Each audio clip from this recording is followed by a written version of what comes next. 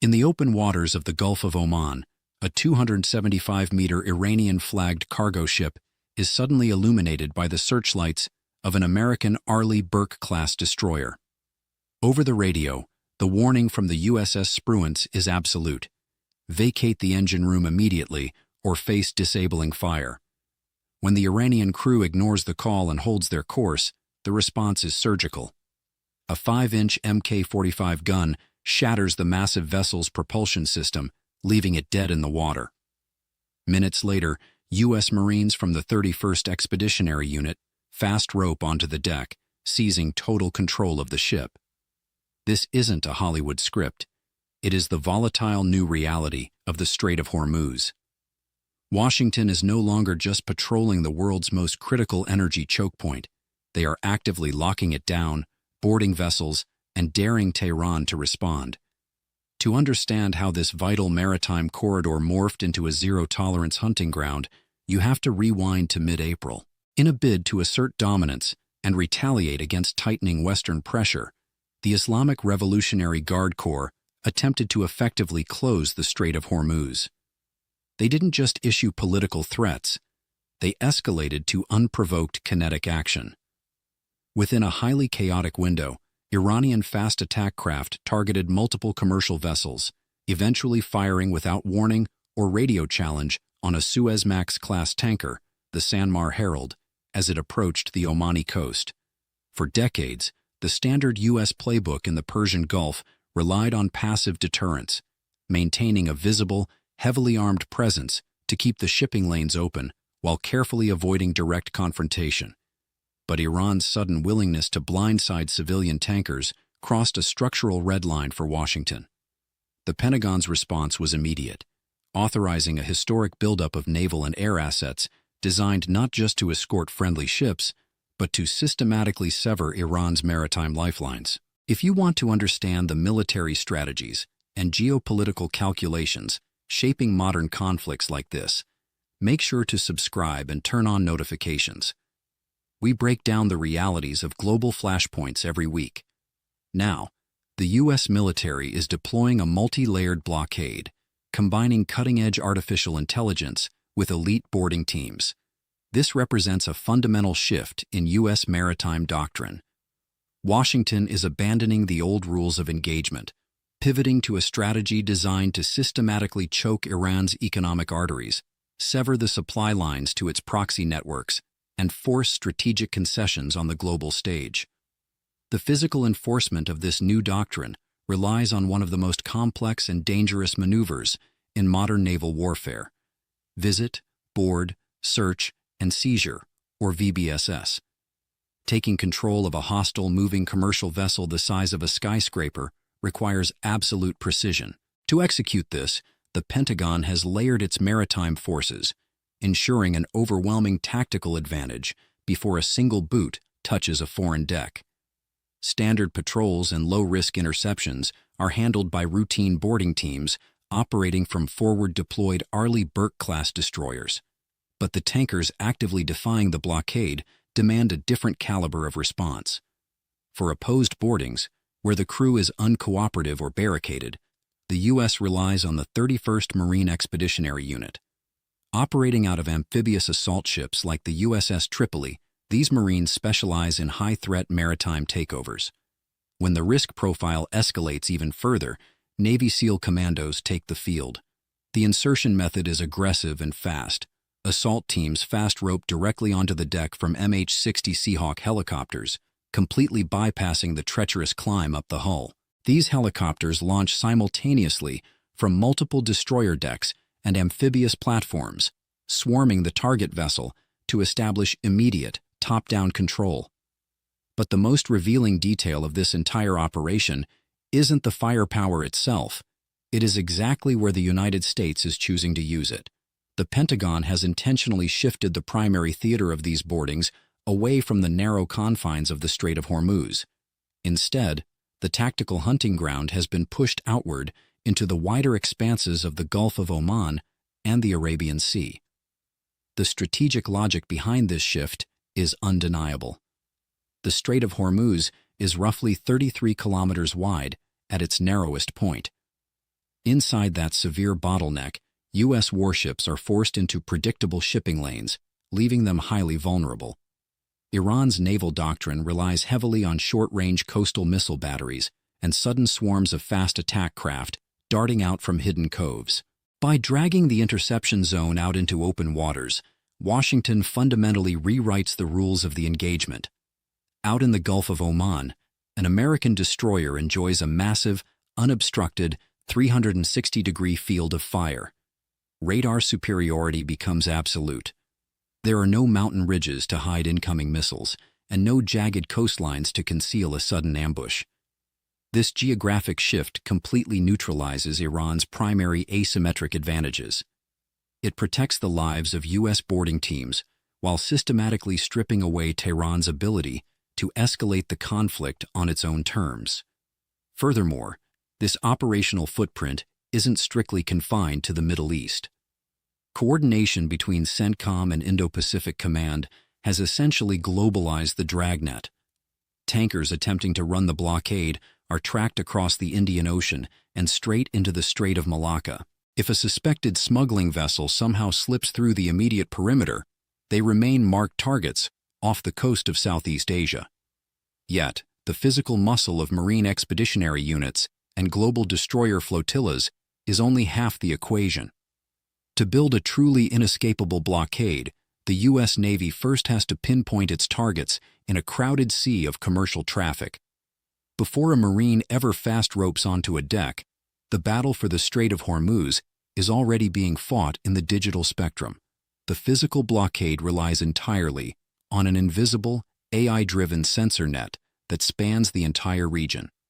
At the vanguard of this technological dragnet is Task Force 59, the Navy's specialized unit for uncrewed systems and artificial intelligence operations. They have essentially blanketed the Gulf with autonomous platforms, fundamentally changing how the military identifies hostile assets in heavily congested shipping lanes. For years, Iran's maritime strategy relied heavily on basic deception. Tankers transporting sanctioned oil or weapons would frequently turn off their automatic identification system, effectively going dark on civilian radar networks. Crews would swap out national flags mid-voyage, physically paint over the ship's name, and attempt to blend into the relentless stream of commercial traffic moving between the Middle East and Asia.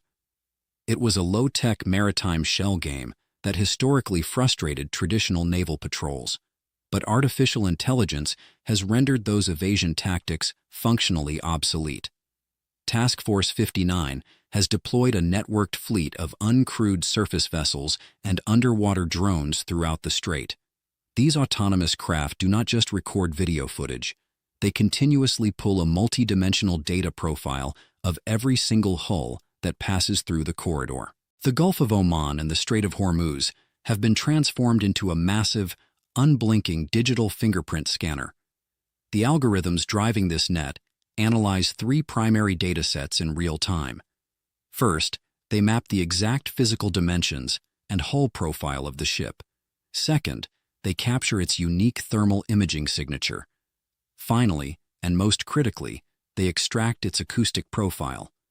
Even if an Iranian tanker illegally changes its flag and repaints its exterior, it cannot easily alter the distinct mechanical vibration and acoustic sound produced by its specific engine and propeller configuration. The system instantly matches those underwater acoustic signatures against a classified database of known Iranian vessels. Furthermore, this surface net is constantly fed by aerial intelligence.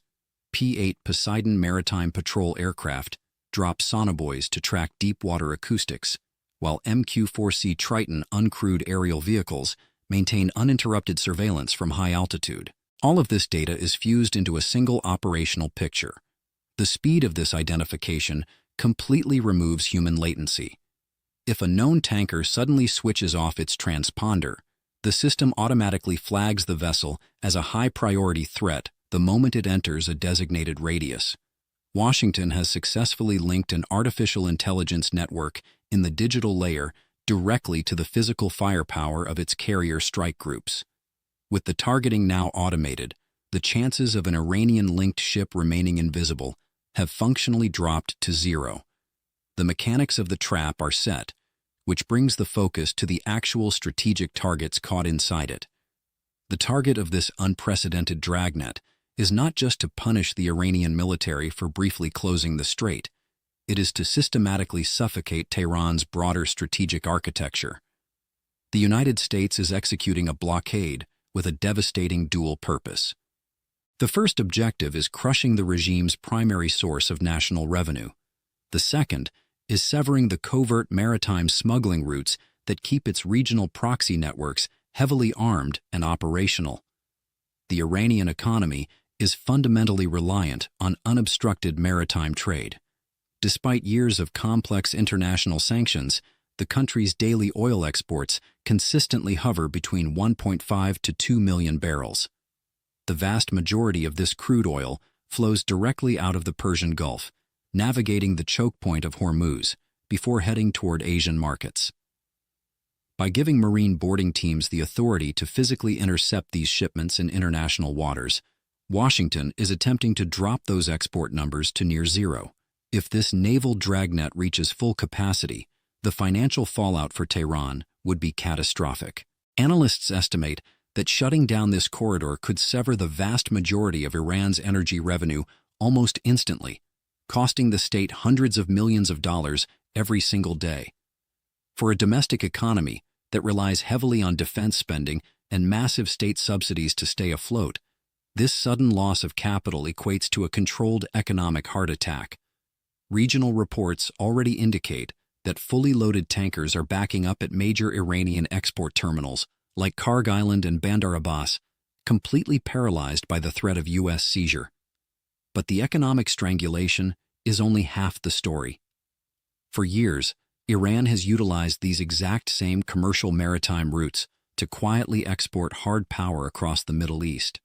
The shipping lanes of the Gulf serve as the primary logistical arteries for supplying advanced weaponry to allied militias, including Hezbollah in Lebanon and Houthi forces in Yemen. Hidden within the holds of seemingly innocuous cargo vessels, the Islamic Revolutionary Guard Corps routinely transports disassembled ballistic missiles, cruise missile components, and advanced drone engines. The sweeping U.S. boarding authority means that Washington can now sever these specific weapons pipelines with a single tactical move, physically confiscating the hardware before it ever reaches a proxy battlefield. If this maritime supply chain is permanently severed, the military capabilities of Tehran's wider axis of resistance could face severe operational degradation within a matter of months. This highlights why the strategic multiplier of the U.S. operation extends far beyond a simple oil embargo. Washington is attempting to starve an entire network of proxy forces without having to launch sustained strikes on foreign soil. However, backing a regional military power into an existential corner carries immense and immediate risk. The economic math heavily favors the United States, but the leadership in Tehran is fully aware that the regime cannot survive a prolonged, airtight blockade. To break the American stranglehold, the IRGC will be forced to fight back using an entirely different kind of strategic math. The U.S. Navy's technological dominance is overwhelming in the open ocean, but the physical geography of the Persian Gulf severely compresses that advantage. At its narrowest point, the Strait of Hormuz is a treacherous bottleneck, roughly 33 kilometers wide. Within this suffocating corridor, the Islamic Revolutionary Guard Corps has spent decades stockpiling an asymmetric arsenal specifically designed to blindside larger naval forces. Military analysts often describe the Iranian naval doctrine not as a system of sustained combat, but as a framework of unpredictable methods relying heavily on unprovoked fire and rapid target shifting. Instead of engaging in a symmetric naval shootout they know they will lose, the IRGC plans to turn the environment itself into a weapon. The most immediate threat resting just beneath the surface is a massive stockpile of naval mines. Open-source intelligence estimates suggest Iran possesses over 5,000 of these explosives. The vast majority are not simple contact mines. They are sophisticated weapons triggered by the magnetic signatures of passing warships. In the tight, shallow transit lanes of Hormuz, The detonation of a single magnetic mine could cause catastrophic, irreversible damage to a billion-dollar American destroyer. Even the mere suspicion of a minefield can force an entire carrier strike group to alter its course for hours. Above the waterline, the danger shifts to sheer volume. The IRGC operates an inventory of more than 180 fast attack craft, heavily armed with guided rockets and anti-ship missiles. Their strategy in a conflict scenario is the swarm tactic, launching dozens of these highly maneuverable boats simultaneously from multiple directions. The objective of a swarm attack is rarely to outright sink a heavily armored target. Instead, it is engineered to completely overload the vessel's radar processors and automated defense systems. A modern American destroyer is equipped with close-in weapon systems capable of firing thousands of rounds a minute, but tracking and destroying 30 different targets converging at high speed is an entirely different tactical equation. Below the surface, a fleet of more than 20 Gadir-class midget submarines is optimized for laying torpedo ambushes in the Gulf's shallow acoustic environment, making them difficult for traditional sonar networks to track. Meanwhile, the Iranian coastline is lined with mobile anti-ship missile batteries, which can strike targets over 200 kilometers away. These batteries are deeply concealed within mountain passes and civilian infrastructure. They operate under a strict shoot-and-scoot protocol. Seconds after a missile leaves the tube, the launcher is already retreating to a new coordinate, making them exceptionally difficult to preemptively destroy. Rounding out this layered defense is a rapidly expanding arsenal of uncrewed aerial vehicles. Tehran has heavily tested its Shahed and Mohajer series drones specifically for saturation attacks against heavily defended targets like aircraft carrier strike groups. The sheer density of this arsenal creates a persistent 360-degree threat matrix for U.S. forces navigating the strait. The weapons to inflict massive damage on the American fleet certainly exist within Iran's borders, but unleashing them exposes a fatal flaw in the economic math of asymmetric warfare. The core vulnerability for the United States in a prolonged standoff isn't necessarily a lack of firepower. It is the brutal economic math of modern interception. In asymmetric warfare, the dollar-to-damage ratio often dictates who blinks first.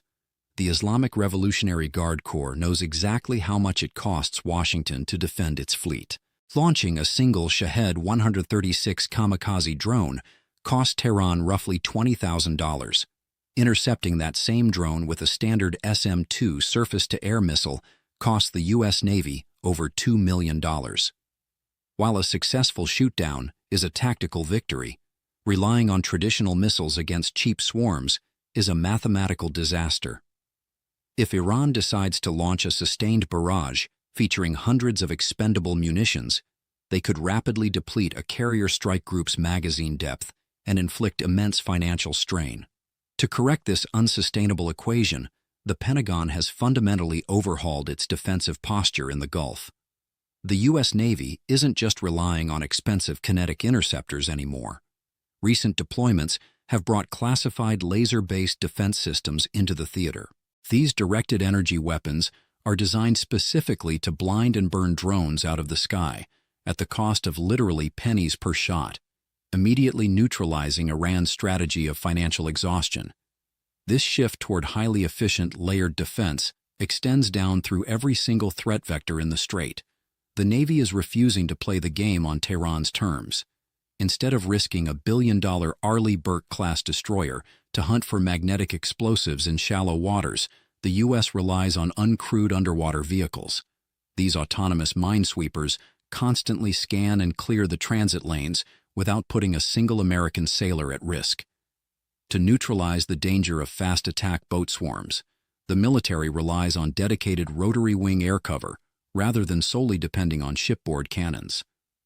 AH-64, Apache attack helicopters and armed Seahawks maintain persistent, low-altitude patrol barriers. Their specific mission is to identify and destroy IRGC speedboats long before those vessels can maneuver within firing range of the larger fleet.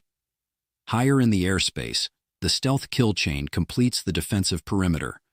F-35 fighter squadrons patrol with the capability to identify and eliminate Iran's coastal missile batteries the moment they expose their positions. E-3 Sentry AWACS aircraft manage the crowded battlefield, tracking every radar ping, while B-52 Stratofortress bombers fly active rotations to signal that any kinetic escalation will be met with devastating infrastructure strikes directly inside Iran. The IRGC's asymmetric playbook was carefully designed for a rapid, one-shot ambush.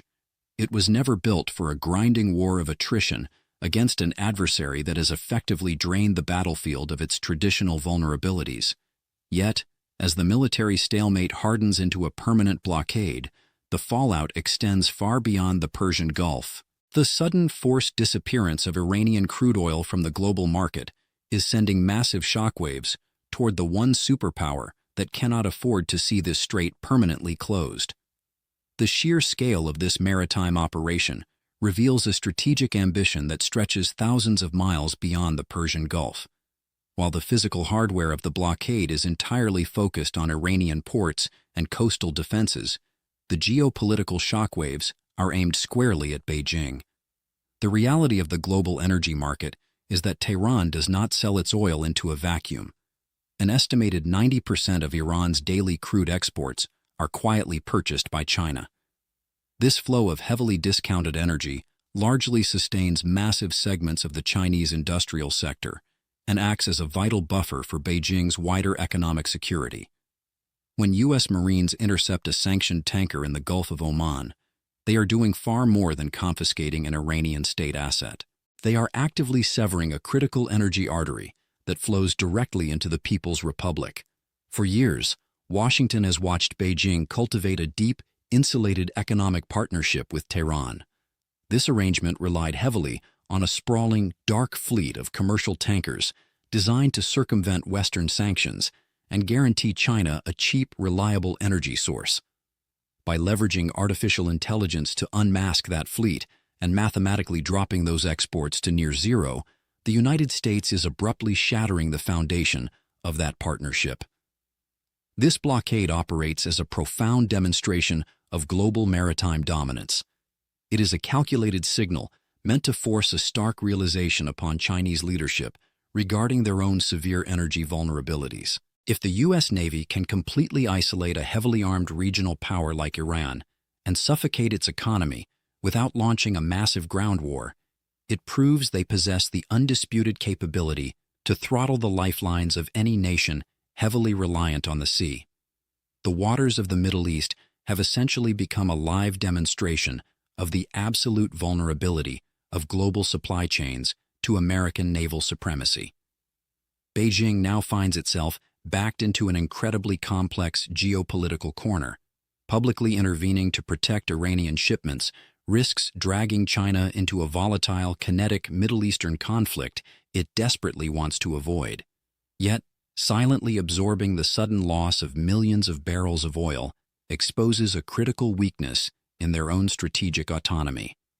The shadow of this U.S. operation ensures that every future naval calculation made in the South China Sea or the Taiwan Strait will be heavily influenced by the stark reality currently unfolding in Hormuz. By holding an entire national economy hostage on the open water, Washington has fundamentally boxed in both Tehran and its most powerful global patron. The blockade proves unequivocally that the United States retains the ultimate veto power over international maritime trade, but maintaining this immense high-wire military pressure indefinitely is both financially and politically dangerous. With the fleet coiled to strike and the world's second-largest economy quietly absorbing the collateral damage, Washington has engineered the exact leverage required to force a sudden diplomatic surrender. While the Persian Gulf bristles with advanced weaponry, the actual endgame of this massive maritime operation is quietly unfolding nearly 2,000 kilometers away. By mid-April, the focal point of the crisis abruptly shifted to the Nur Khan Air Base near Islamabad, where multiple U.S. Air Force C-17 Globemaster III transports touched down under a veil of extreme secrecy. Within hours, the Pakistani capital entered an unprecedented security lockdown. Major thoroughfares were heavily barricaded, and iconic luxury accommodations like the Serena and Marriott hotels abruptly evacuated their guests, clearing the board for a deeply insulated round of high-level diplomacy. This sudden mobilization in a neutral third-party capital reveals the true nature of Washington's strategy. The naval dragnet in the Strait of Hormuz was never solely about protecting commercial shipping or intercepting smuggled weapons. It was engineered to manufacture overwhelming, undeniable leverage for a forced diplomatic settlement.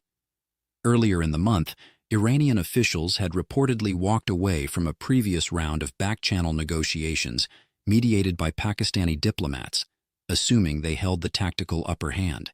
But the sudden aggressive intervention by U.S. Marines and the very real threat of total economic suffocation completely inverted that negotiating table within a matter of days.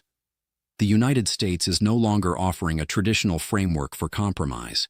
Instead, the diplomatic pressure is being heavily amplified by direct public ultimatums from the highest levels of American leadership. Statements broadcasted via Donald Trump's Truth Social account made the threat explicitly clear, warning that any refusal of Washington's terms would result in devastating kinetic strikes against critical Iranian infrastructure, specifically targeting domestic power plants and vital bridges.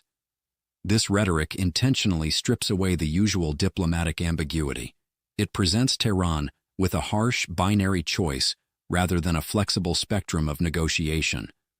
Washington is utilizing this suffocating military pressure to demand sweeping, immediate geopolitical concessions. The primary short-term goal is to secure the permanent, unconditional reopening of the shipping lanes and a total halt to the unprovoked harassment of commercial vessels. However, the broader, more ambitious objective is to drag the Iranian leadership back to the nuclear negotiating table under conditions of absolute economic desperation. By holding the regime's primary source of revenue hostage on the open water, the U.S. aims to extract a comprehensive regional deal without ever committing to a massive ground invasion. Yet, this high-stakes geopolitical gamble remains incredibly fragile. Forcing a heavily armed regional power into a corner through public humiliation and severe economic starvation carries an immense risk of catastrophic miscalculation. If the leadership in Tehran ultimately concludes that internal collapse is inevitable, whether they sign a deal or not, they may decide their only remaining option is a violent, full-scale assault to shatter the blockade. The equation has been simplified into an excruciating reality. Quietly concede in the lockdown rooms of Islamabad, or watch helplessly as a digital and physical dragnet dismantles their economy, one ship at a time. What we are witnessing in the Strait of Hormuz is the definitive end of an era. The long-standing framework of passive naval patrols and predictable military deterrence is permanently over. Hormuz has transformed from a simple commercial transit corridor into the ultimate testing ground for 21st-century economic warfare. Washington has successfully fused artificial intelligence, uncrewed sensor networks, and elite maritime firepower into a truly inescapable dragnet.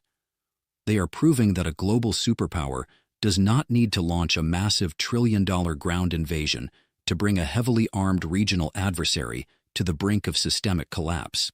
By holding the lifelines of global energy and proxy supply chains hostage on the open water, the United States is fundamentally redefining how modern geopolitical leverage is applied and enforced. Yet, the ultimate success of this high-stakes maritime gamble rests on a highly precarious assumption. It assumes that the leadership in Tehran will act rationally when backed into an existential economic corner. History consistently suggests that when a regime faces the prospect of total financial suffocation, the resulting desperation often overrides conventional military deterrence. The pressure building in the Persian Gulf cannot simply be contained indefinitely. If the diplomatic off-ramp in Islamabad fails, the blockade will force an inevitable fracture either within the Iranian economy or violently across the surface of the strait itself. The American dragnet may be mathematically airtight, but the geopolitical fallout has only just begun to surface. How do you think the Islamic Revolutionary Guard Corps will attempt to break this unprecedented economic stranglehold? Will Tehran quietly concede at the negotiating table, or will they risk everything to violently shatter the American blockade? Let us know your strategic read of the situation in the comments below, and thank you for watching.